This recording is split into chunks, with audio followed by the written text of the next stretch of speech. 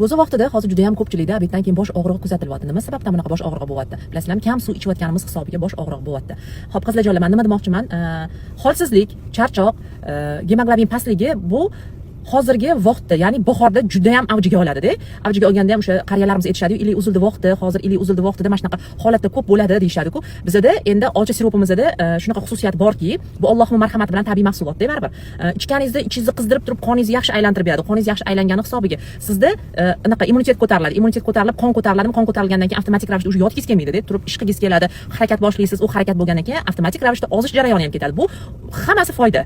Men o'zimni maqtash niyatim yo'q, lekin men mana bugun ertalabdan qilgan ishlarimni sizlarga bermoqchiman. Ertalab saharlikka turiladi, keyin namoz o'qiladi, yotiladi. 1 soat bo'lsa ham yotib olaman. Yo, yotgim kelmasa, turib ishlarimni qilaman. No, ba'zida kuchim yetmay qolmasligi uchun, chunki kechqurun kech yotaman deb sabab, polni javob berib chiqaman-ku Telegram, Instagramlarga. O'sha hisobiga ham charchab qolmasligi uchun 1 soat bo'lsa ham uxlab olaman. Ertalab turdim yana 8 da turaman. O'g'limni bog'chaga